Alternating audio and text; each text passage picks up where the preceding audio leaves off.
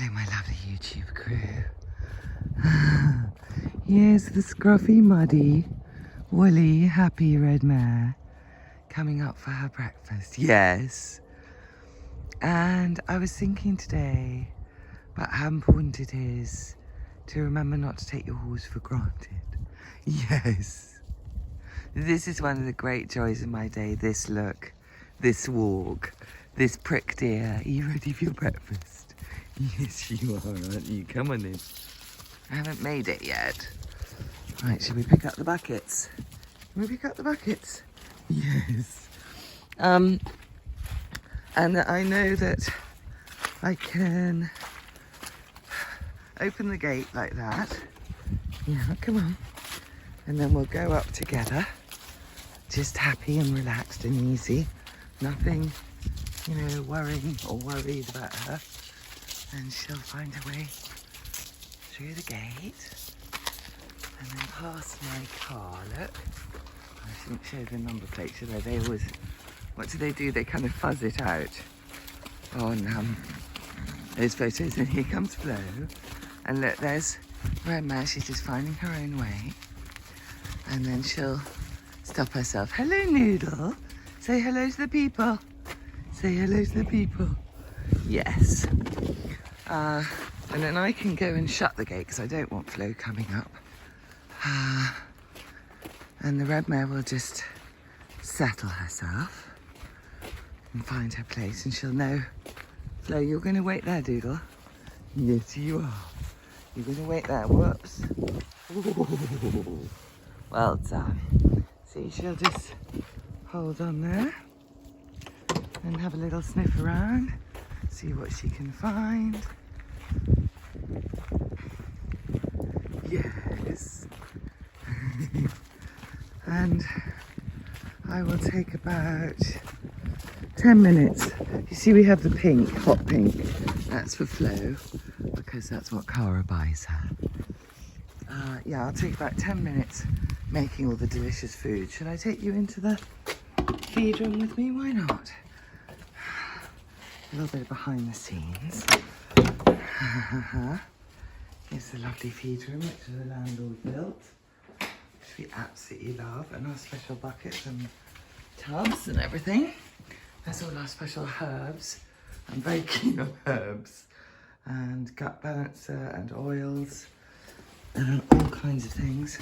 So at the moment they don't need too much extra food, so they essentially just have a little snack, a few grass nuts and a little bit of chaff. Oops, there we go. And then into that, put lots of mint. Very good for them. Little bit of aloe vera. This is just a basic snack. This is not a proper feed.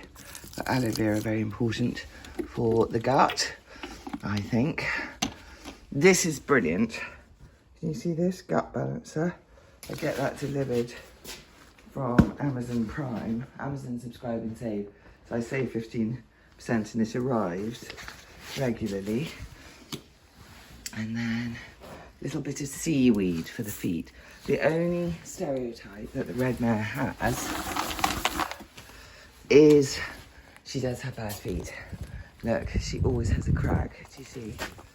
We try and keep her barefoot most of the time. I do anything not to put shoes on them, just because I read all this stuff about it's healthier for them not to have shoes, but from a very selfish point of view, it's so much more convenient. And I do like to keep them as naturally as possible, as you can see.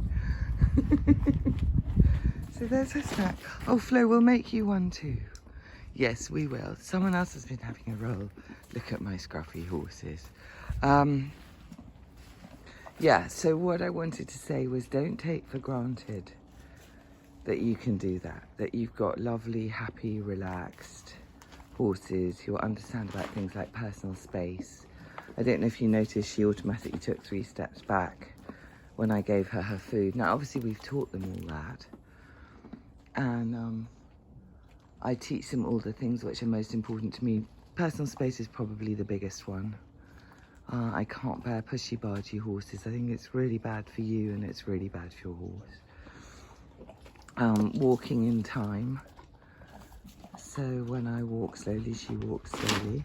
And you do too, don't you, my miss? Yes, you do. Yes, you do. But then once you've installed all those things, they're so natural. I mean, the fact I never have to tie her up, it feels so natural. I don't have to catch her when I need to put her rugs on. I don't have to tie her up when I tack her up. She just stands there and I pop the saddle on, which I'm going to do in a minute. Because those were all taught a long time ago, it's really easy to take them for granted and just think that's what she is. Flo. This is one of her funny little ticks she does. And I haven't quite worked out whether it's a slight stress indicator. She's got a little bit of tension. She's trying to get rid of it, or what it is. It's just one of her little foibles. Yeah, what was I saying? It was something really interesting, obviously, which I've now lost the thread of. Yeah, we teach all those things and they become so dug in that you can forget two things. You forget that they didn't always know how to do this stuff. Florence didn't know how to lead when she first arrived. She couldn't do standing still Olympics, could you? No. She used to rear like a circus horse. This all came about through time and thought and care and putting in the hours. But now it's so dug into our daily lives. Feels like these horses have always been like that. Didn't even feel that I did this. Feels that that's just the way they are. So it's quite good not to take that for granted, to remind yourself that you did do some work. Second thing is to remind yourself that not everybody's horses are like this. Because people teach their horses different things in different ways. And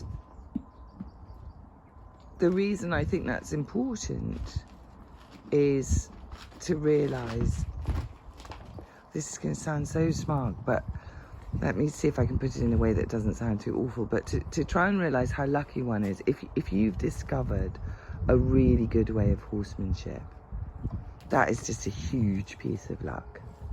And then, you know, you can get your horses like this, and that's a huge piece of luck, and that's a daily delight. And that's something which I'm constantly grateful for, and that's what I mean by not taking it for granted.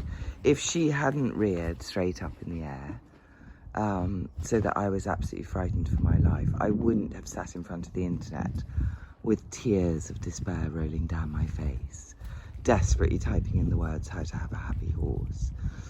And if I hadn't done that on that particular night, the internet and the algorithm elves wouldn't have taken me to the site of a man called Warwick Schiller, who just happened to have all the tools I needed to solve all my problems. And if I hadn't found Warwick, I wouldn't have met Jane Pike, who gave me all the mental tools to change, and I wouldn't have this horse now. So I don't take anything for granted, because I could still be doing the old school. And I think the reason I'm thinking about this is I saw a thing yesterday about somebody whose horse sounds like she's quite dangerous to get in and out of the field, and everybody's talking about lip chains and chiffonies.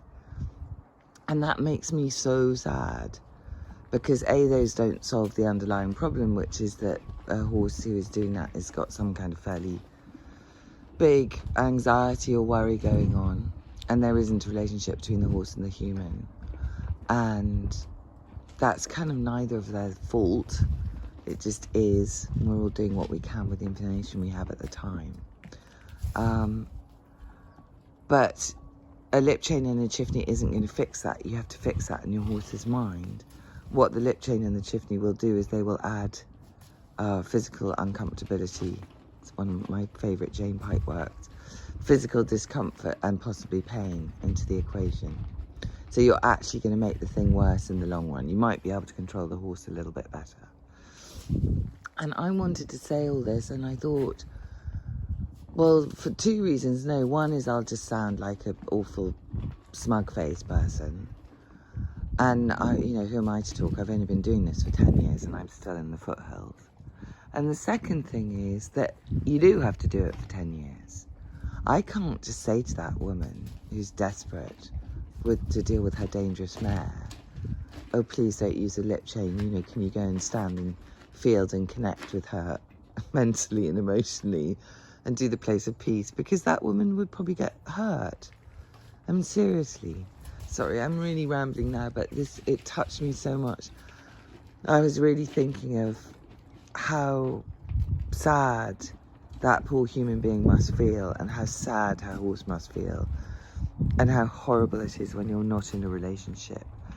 But I was also thinking there's absolutely no quick fix. I can't recommend to have a bit of kit. There's no point me saying, well, I use a rope halter, because for us it's not the kit. It's 10 years of learning and making mistakes and trying new things and changing ourselves. You know, I changed myself, she changed herself. You're changing yourself, aren't you, my noodle doodle? Yes, my little funny one. Yes. So, this is started off being a very simple meditation on not taking things for granted. And it's ended up really with a question for you, which is, if I had a magic wand, I would teach everybody this way of doing things, because it's changed my life. It's changed my human life, not just my horse life. I would send everybody to Warwickshire or Buck Brannaman or what's the other one I really love? Tristan Tucker, he's great. You know, I get everyone to sign up to my friend Jane's program, and the world would change and all the horses would be happy. But the fact is, it's an absolutely massive commitment. It's massive. And you get laughed at quite a lot, and people think you're a mad old hippie. And, you know, and it takes time. Can't fix a horse in 3 days. It's a lifetime's work. So I don't know what to suggest to the people who need a chiffney to get their horse in and out of the field. Except if you started today thinking about a different way of doing things, quite soon you wouldn't need that bit of kit. And quite soon you'd be coming down to this sort of peace, and you'd be reminding yourself not to take that for granted, because it's so precious and so joyous and so special. And now I'm going to stop talking.